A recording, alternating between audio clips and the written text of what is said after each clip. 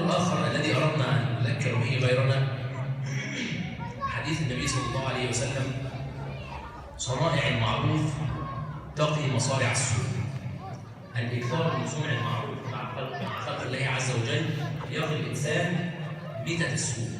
ميتة السوء سواء سوء الخاتمة أو نوع الموتة نفسها، الموت يعني والعياذ بالله مش لازم تموت متصاعبة، فلان اللي بيتقطع كذا كذا كذا. فالنبي صلى الله عليه وسلم يعني يخبرك: إذا أردت أن تنجو من هذا الأمر عليك بالإكثار من صناع المعروف. حاول تصنع المعروف مع كل الناس، اللي تعرفه واللي ما تعرفوش، اللي جارك واللي قريبك، اللي هنا واللي هنا. يعني دايما أي معروف في إيدك ما تستخسرش تعمله ولا تستقل بأي شيء. يعني أبسط شيء مثلا، رجل كان يمر يحكي النبي صلى الله عليه وسلم، مشى في شارع من شوارع بني إسرائيل، من شوارع المسلمين عفوا، فوجد غصنا من الصبار، غصن كده في شوك، فشالوا برجله، زقوا برجله كده في جنبه. فقال النبي صلى الله عليه وسلم: فشكر الله له فغفر له. غفر له ذنوبه. ان هو عمل ايه؟ مد رجله كده بس حاشد الغصن ده عليها. انت ممكن الحاجه دي ما تخطرلكش على بالك، لكن انا لو لقيت بس طوبه في وسط الشارع كده شدها حطها على جنب تكون سهل تدخل الجنه. انت عمر خيالك ما يتصور لك ان الدنيا سهله كده. فالنبي صلى الله عليه وسلم بيذكر لك الحديث ده ليه؟ عشان يقول لك ما تستهونش باي عمل خير، اي ابسط عمل خير ممكن تتصوره ما تكسلش عنه. معدي يوم الخميس في السوق لقيت ست كبيره مثلا بتشيل شنطه ولا كذا، معلش يا ابني عين عليا. حاجه سهله خالص، شلت لها الشنطه تحطها بس فوق راسها. انت شايف حاجه بسيطه، سبحان الله لا تعلم ما شاء الله عز وجل. واحد جارك مثلا مرض وعايز حد يوديه المستشفى بالليل، خد وديه المستشفى، انت شايف حاجه عاديه، قريب ووديه المستشفى، لا تعلم ما شاء الله عز وجل. وهكذا. فاذا النبي صلى الله عليه وسلم يخبرك ان دخول الجنه هو امر سهل جدا وبسيط. لذلك يقول النبي صلى الله عليه وسلم: ان الجنه اقرب لاحدكم من شراك نعله. يعني ايه الكلام ده؟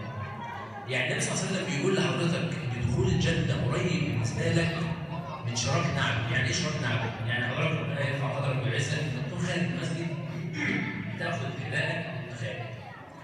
هل عمرك في يوم وانت بتاخد الشبشب مثلا بتاعك قعدت تفكر كده وانا هلبس الشبشب ازاي؟ او طلعت كتالوج قعدت تقرا ازاي بلبس الشبشب، بدخل رجلي من هنا واطلعها من هنا؟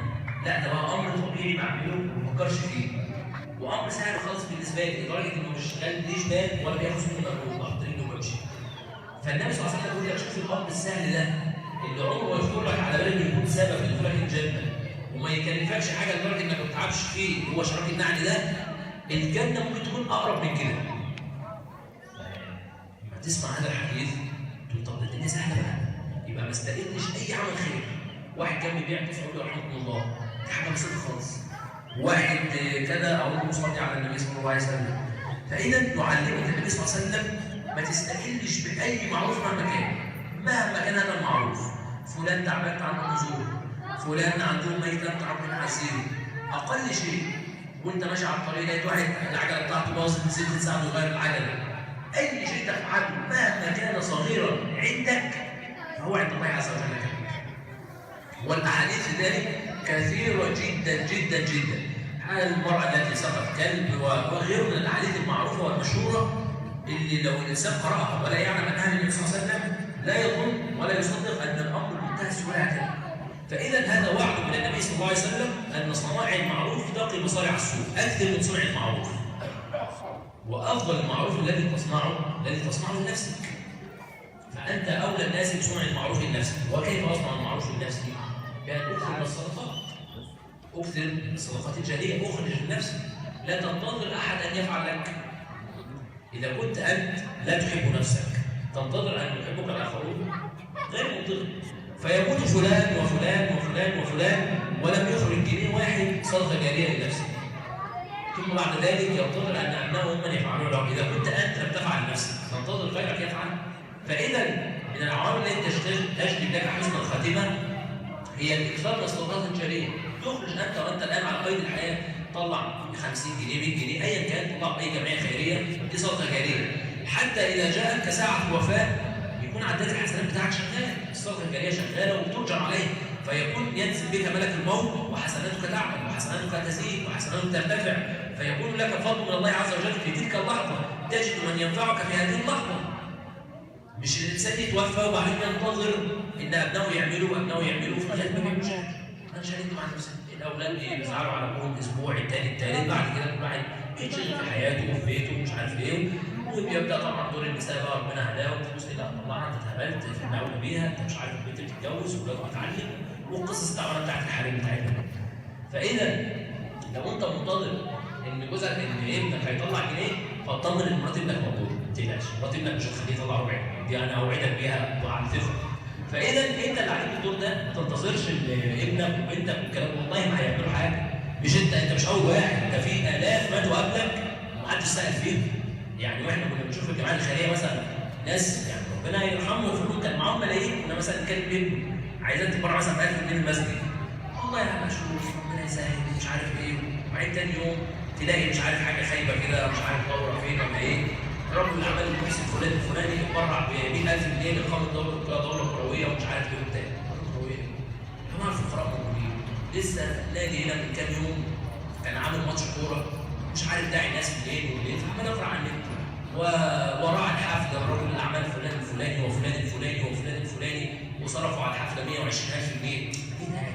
120000 جنيه عشان ماتش كوره؟ يا جماعه انتوا اتهبلتوا. كم مسلم يموت يوميا لا يجد دواء، لا يجد مالا، لا يجد طعاما، لا يجد كساء، لا يجد بطانيه يتغطى بها. اليس هؤلاء اولى من هذه الفلوس السفيهه التي تنفق؟ هذا الرجل الا يعلم حينما يسال الله عز وجل ماذا ستقول لربك؟ الفلوس صرفتها في ايه؟ وصرفتها في ماتش كوره؟ المسلمين موجودين يا عم، المستشفى موجوده، معامل التحليل، مثلا مسجد قباء ربنا يكتب خير فتحوا عيادات خيريه، روح ساعدهم بدواء بكذا، عندك 100,000 باب تعمل فيه، انت بتسيب كل ده وتصرف في الهيافات، واذا جئنا لك نقول لك افعل شيء لنفسك، والله ما ليه، انت بتعمله ليك انت اللي هترجع عليه يوم القيامه تقول لا والله ولادي هيطلعوه، ما مين ولادك والله يطلعوا لك ولا هيعملوا لك حاجه. فاذا هذه بعض يعني العلامات التي اوصانا بها النبي صلى الله عليه وسلم لمن اراد ان يفوز بخاتمه حسنه. نسال الله عز وجل ان يرزقنا جميعا بهذه حسن الخاتمه، ونساله في هذه الساعه الطيبه المباركه لعلها ان شاء الله ساعه الاجابه. اللهم انا نسالك حسن الخاتمه.